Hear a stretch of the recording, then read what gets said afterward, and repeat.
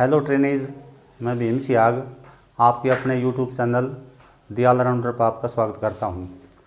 3 जनवरी के बाद आपका मैथ का पेपर होगा। उसके लिए मैं आपको 120 से लेकर 125 प्रश्न करवाऊंगा और पूरा का पूरा पेपर आपका इन्हीं प्रश्नों में से आने वाला है। तो आइए शुरू करते हैं।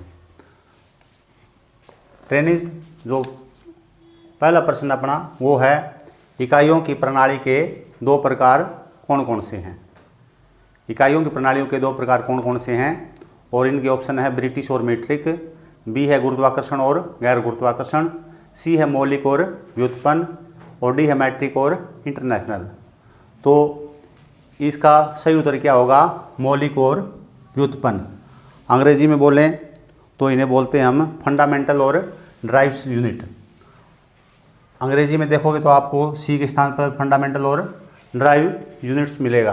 तो हिंदी, क्योंकि अब हमारा जो पेपर है वो दोनों भाषाओं में आता है, हिंदी और अंग्रेजी में, इसलिए मैं आपको कुछ पार्ट इसका इंग्लिश में और साथ साथ हिंदी में भी बताऊंगा।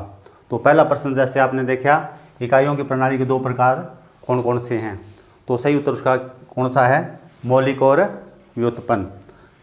और दूसरा प्रश्न है, इसमें दूसरा प्रश्न हमारा मूलभूत इकाइयाँ कौन सी है।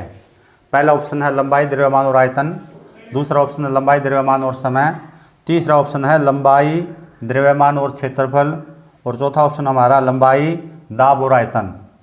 तो इसका सही उत्तर होगा लंबाई, द्रव्यमान और समय। लंबाई, द्रव्यमान और समय। मूलभूत इकाइयाँ कौन सी है? 3 मूलभूत इकाइयाँ होती है, मास, लेंथ एंड टाइम। अंग्रेजी में बात करें तो हम उनको बोलेंगे मास, लेंथ एंड टाइम। तो हिंदी में बोलें तो लंबाई, द्रव्यमान और समय। हमारा जो तीसरा प्रश्न होगा, तो हमारा तीसरा प्रश्न है, एम के एस प्रणाली में एम क्या दर्शाता है? एम से क्या बनता है? एम के एस प्रणाली में एम क्या दर्शाता है? इसके ऑप्शन है मील, मीटर, मिलीमीटर और माइक्रोन। हमें पता है एम के एस प्रणाली में एम क्या दर्शाता है? एम होता है मीटर के लिए, के होता है किलोग्राम के लिए और एस होता है सेकंड के लिए। तो एम के एस प्रणाली में एम क्या दर्शाएगा? इसका सही ऑप्शन है मीटर। हमें पता है कि 3 प्रणालियाँ होती हैं, एम के एस, सी जी एस और एफ पी एस। उनमें से भी पूछा जा सकता है। एक क्या प्रणाली होती है हमारी? सी जी एस। सी जी एस में सी फॉर सेंटीमीटर, जी फॉर ग्राम और एस फॉर सेकंड। और जो तीसरी प्रणाली है F P S system, F P S, इसमें एफ फुट के लिए होता है, पी पाउंड के लिए होता है और एस सेकंड के लिए होता है। तीनों ही प्रणालियों में एस से तो सेकंड ही बनेगा और एम के एस प्रणाली में एम से मीटर, के से किलोग्राम, एस से सेकंड। सी जी एस प्रणाली में, क्योंकि सी जी एस प्रणाली छोटी प्रणाली होती है, मीटर से छोटा होता है centimetre, C for centimetre, kilogram से छोटा होता है ग्राम, जी से ग्राम, एस से सेकंड।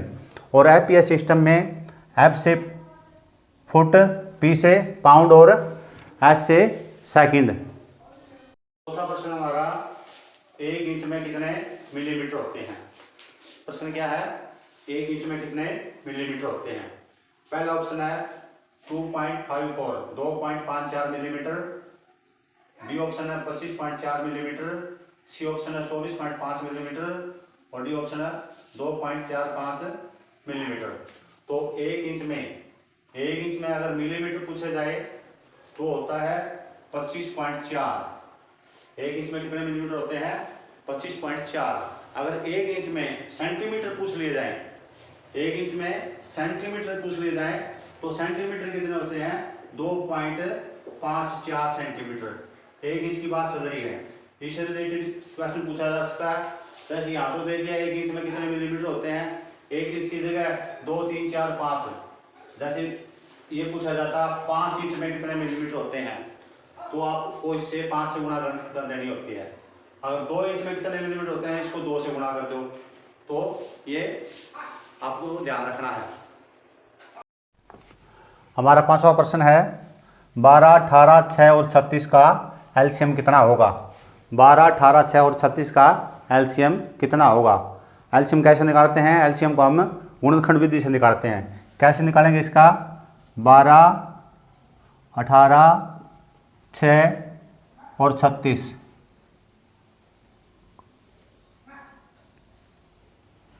पहले 2 से डिवाइड करेंगे हम। 6 दूनी 12, 9 दूनी 18, 3 दूनी 6 और 18 दूनी 36। फिर 2 से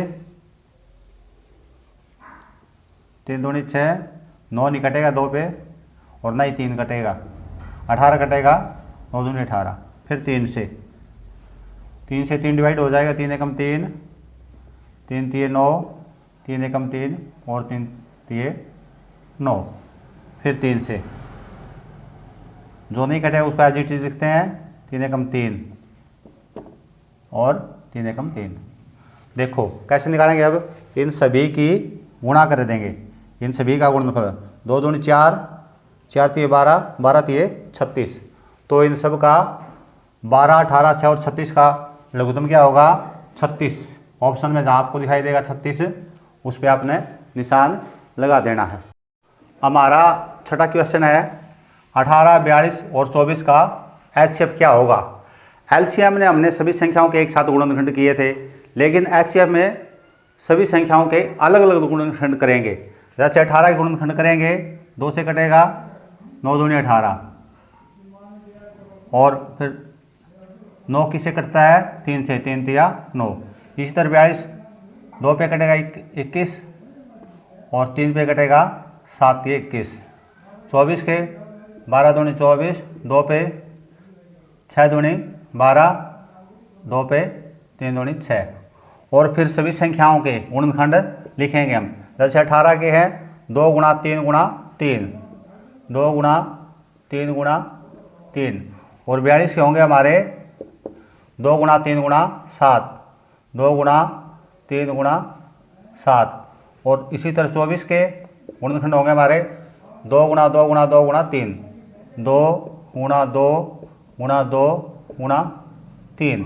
और एचसीएफ में फिर हम देखेंगे कि सभी में आने चाहिए। जैसे ये 2 सभी में आया हुआ है, एक तो ये उठा लिया हमने, इस तरह नहीं 2 में आ गया, सभी में आना चाहिए। ये देखो 3, ये इसमें हो गया, इसमें हो गया 3 और एक ये 3 इसमें हो गया।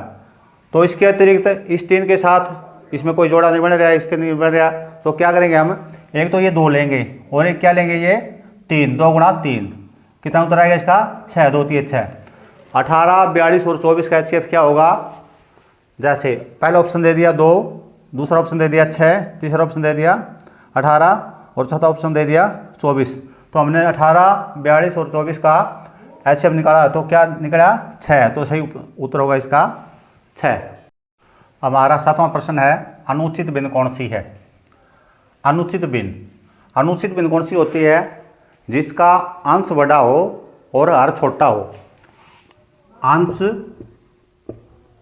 बटे हर, ऊपर जो संख्या होती है उसे अंश बोलते हैं और नीचे जो संख्या होती है उसे हर बोलते हैं। तो अनुचित भिन्न कौन सी होगी? जिसका अंश यानी कि ऊपर वाली संख्या बड़ी होगी। तो इनमें से सबसे ऊपर वाली संख्या बड़ी कौन सी है? 52/7, 7/52, 4/15, 7/28। तो एक ही संख्या है जिसमें ऊपर वाली है, ए हमारा सही ऑप्शन होगा। अनुचित भिन्न होगा हमारा 8वां प्रश्न है 0.0000659। ये एक दशमलव भिन्न है। इस दशमलव भिन्न को हमने साधारण भिन्न में बदलना है। दशमलव भिन्न को साधारण भिन्न में बदलना है। दशमलव भिन्न को साधारण भिन्न में बदलने के लिए हमें क्या करना होता है? उसका दशमलव खत्म करना होता है। ये हमारी संख्या है 659। तो कैसे बदलेंगे साधारण भिन्न में? जहाँ पे दशमलव होता है वहाँ पे 1 लिखा जाता है। उसके बाद जितने भी अक्षर होते हैं उतनी ही 0 लगाई जाती है। 1 2 3 4 5 6, 1 2 3 4 5 6। और अब इसका दशमलव खत्म हो चुका है। इस ये संख्या कितनी बच गई? 659 बटे इतना, 1 के साथ 6 0। ये किस ऑप्शन में है? ये डी ऑप्शन में है। तो डी ऑप्शन आपका सही होगा। हमारा 9वां प्रश्न है सरल कीजिए। 3/4 प्लस में 2/5 माइनस में 5/20। इनको हम थोड़ा सरल रूप में लिख लेते हैं। 3/4 प्लस 2/5 माइनस 20। 4, 5 और 20 का एलसीएम कितना होगा? 20। 20 को 4 से डिवाइड किया, 4 से भाग दिया 20 को, 4 5 20, 5 3 15 प्लस 5 से भाग रहा 20 को, 4 5 20, 4 4 दूनी 8, फिर माइनस 20 को 20 से भाग दिया 1 1, 5 एकम 5, 15 और 8 23, 23 में से 5 गए 18, 18 बटे 20। आगे फिर ये 2 पे कट रहा है, 9 दूनी 18, 10 दूनी 20, 9 बटे 10, 3 बटे 4 प्लस 2 बटे 5 माइनस 5 बटे 20 का उत्तर क्या आएगा? 9 बटे 10, जो हमारे किस ऑप्शन में है? बी ऑप्शन में। तो बी ऑप्शन इसका सही होगा, 9 बटे 10। हमारा 10वां जो प्रश्न है वो है 0.003 गुणा में 0.5, इनका गुणनफल कितना होगा? गुणनफल करने के लिए पहले हम दशमलव भूल जाते हैं, पहले इन संख्याओं को गुणनफल कर देते हैं, 3 5 15, और उसके बाद देखते हैं कि इसमें कितने अंक हैं गुणनफल दशमलव के बाद, और इसमें कितने अंक हैं। तो कुल 1 2 3 संख्या ये है दशमलव के बाद, एक संख्या ये है 4, यानी पीछे से चारों के बाद दशमलव आएगा। तो 1 2 संख्या होगी, तीसरी और चौथी ये होगी, और यहाँ पे दशमलव आ जाएगा। तो सही उत्तर क्या होगा इनका गुणनफल? 0.003 और 0.05 का गुणनफल क्या होगा? 0.0015, जो हमारे किस ऑप्शन में है? बी ऑप्शन में, 0.0015, बी ऑप्शन इसका सही ऑप्शन होगा। हमारा 12वां प्रश्न है 17.49 गुणा में 5.2 और सारे से भागे 6.5 का, 6.5 का। इसको एक बार सरल रूप में लिख लेते हैं, 17.49 गुणा में 5.2 और डिवाइड बाय 6.5। एक के बाद दशमलव इसमें है, एक के बाद दशमलव इसमें है, दोनों 13 के पहाड़े में आवे, 13 चौके 52, 13 5 65।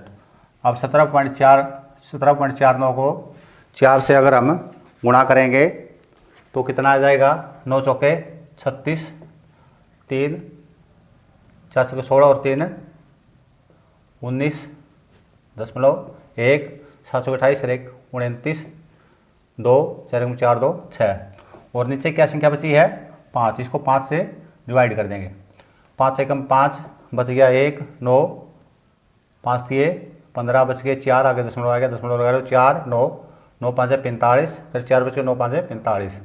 ये पूरा नहीं होगा, आगे भी होगा, लेकिन ऑप्शन में हमने देखा कि 13.99 यहीं तक दिया हुआ है, डी ऑप्शन इसका सही उत्तर है।